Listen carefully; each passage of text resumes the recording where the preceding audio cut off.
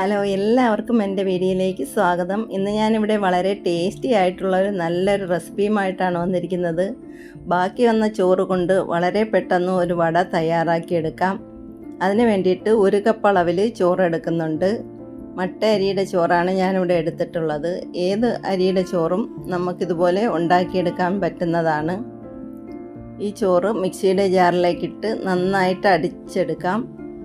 ഒട്ടും വെള്ളം ചേർക്കാതെ തന്നെയാണ് ഞാൻ അരച്ചെടുക്കുന്നത്. ചെറിയ ജാറിലിട്ട് വേഗം അരച്ചെടുക്കാം. വെള്ളം ചേർക്കാതെ എടുക്കുന്നതാണ് നല്ലത്.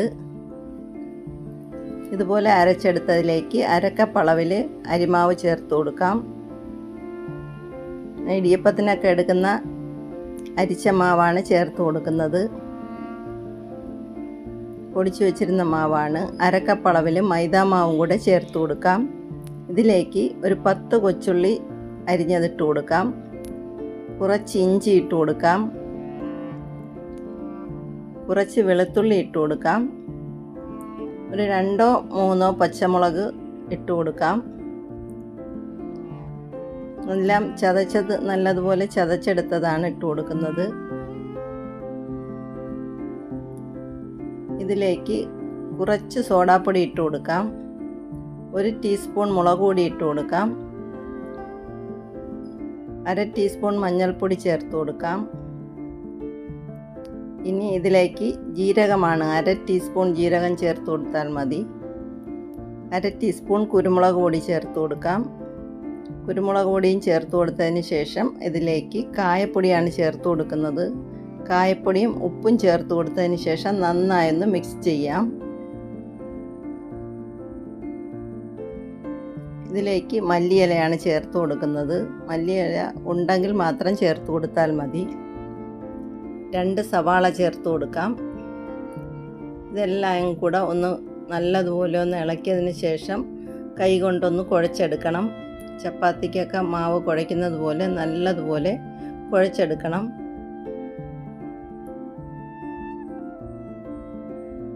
ഈ കൈ കൊണ്ട് നല്ലതുപോലെ കുഴച്ചെടുക്കാം.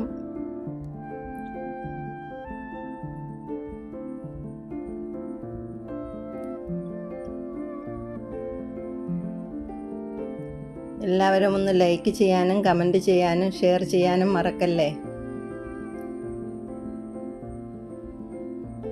നിങ്ങളെയൊക്കെ സപ്പോർട്ട് കൊണ്ടാണ് ഞാൻ മുൻപോട്ട് പോകുന്നത്. എല്ലാവരും ഒന്ന് കമൻറ്റ് ചെയ്യണം. മാവ് നല്ലതുപോലെ കുഴച്ച് ഇതുപോലെ ആക്കിയെടുക്കണം. എന്നിട്ട് ഓരോ പിടിയായിട്ട് എടുത്ത് ഉരുട്ടിയെടുക്കാം. ഒരു 10-20 മിനിറ്റ് നേരം വെച്ചിരുന്നാൽ നല്ല മയമായി കിട്ടും. അതിനുശേഷം ഇതുപോലെ കൈ ഒരു പിടി അളവിലെടുത്ത് ഇതുപോലെ കയ്യിൽ വെച്ച് ഉരുട്ടി പരത്തിയെടുക്കണം. എന്നിട്ട് അതിൻ്റെ നടുഭാഗത്തായിട്ട് ഒരു ഹോളിട്ട് കൊടുക്കുന്നുണ്ട്. കൈ കൊണ്ടിട്ട് കൊടുക്കാം. അല്ലെങ്കിൽ ഒരു സ്പൂൺ അങ്ങനെ ഉരുണ്ട സ്പൂൺ ഉണ്ടെങ്കിൽ അതിട്ട് ഇതുപോലെ ഒന്ന് വെള്ളത്തിൽ തൊട്ടതിന് ശേഷം ഒന്ന് ഹോളിട്ട് കൊടുക്കാം. കുറച്ച് വെള്ളം അടുത്ത് വെച്ചിരുന്നാൽ മതി. അപ്പോൾ പെട്ടെന്ന് കയ്യിലൊന്നും പറ്റാതെ തന്നെ എടുത്ത് ഹോളിട്ട് കൊടുക്കാൻ പറ്റും. ഇതേപോലെ എല്ലാം ഒരേ ആകൃതിയിൽ ആക്കിയെടുക്കാം. വളരെ എളുപ്പത്തിൽ തയ്യാറാക്കാൻ പറ്റുന്നതും ചിലവ് കുറഞ്ഞ പെട്ടെന്ന് തയ്യാറാക്കാൻ പറ്റുന്ന ഒരു ചായക്കടിയാണ് ഞാനിവിടെ തയ്യാറാക്കുന്നത്. എല്ലാവർക്കും ഇഷ്ടപ്പെടും. ഇതുപോലെ ചെയ്ത് നോക്കിയിട്ട് നിങ്ങൾ കമൻ്റ് അറിയിക്കുക. ഇപ്പോൾ ഇത് ഓരോന്നായിട്ട് ഞാൻ ഉണ്ടാക്കി വയ്ക്കുകയാണ്. ഇപ്പോൾ എല്ലാം ഉണ്ടാക്കി തീർന്നു. എണ്ണ തിളപ്പിക്കാം. എണ്ണ നല്ലതുപോലെ തിളപ്പിച്ചെടുത്തതിന് ശേഷം അതിലേക്ക് ഓരോന്നായിട്ടിട്ട് പൊരിച്ചെടുക്കാം. മൊരിഞ്ഞ് വരുമ്പോഴത്തേക്ക് മറിച്ചിട്ട് കൊടുക്കാം.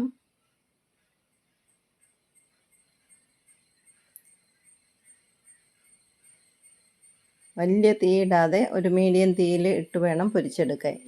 അകം വേവുന്നതിന് വേണ്ടിയിട്ടാണ് മീഡിയം തീയിടാൻ പറയുന്നത്.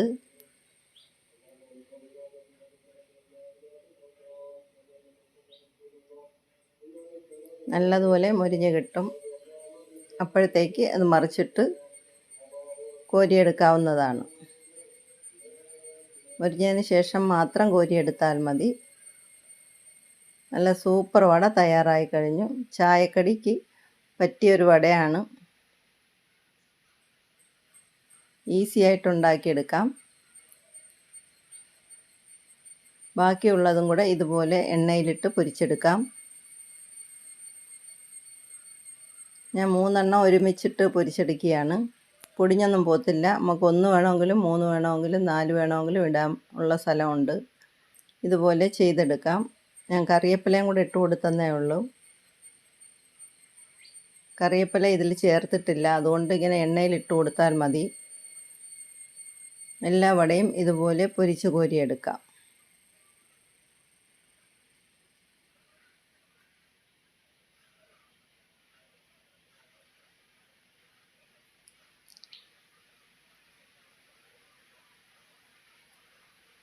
വൈകിട്ടത്തേക്കുള്ള ചായക്കടി തയ്യാറായി കഴിഞ്ഞു.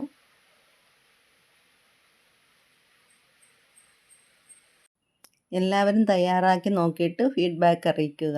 ഓക്കെ. ഇതുപോലെ അകം നല്ലതുപോലെ വെന്ത മൊരിഞ്ഞ വടയാണ് കിട്ടുന്നത്. പരിപ്പ് വടയൊക്കെ കിട്ടുന്നത് പോലെ നമുക്ക് കിട്ടും. എല്ലാവർക്കും എൻ്റെ ഹൃദയം നിറഞ്ഞ നന്ദി രേഖപ്പെടുത്തുന്നു.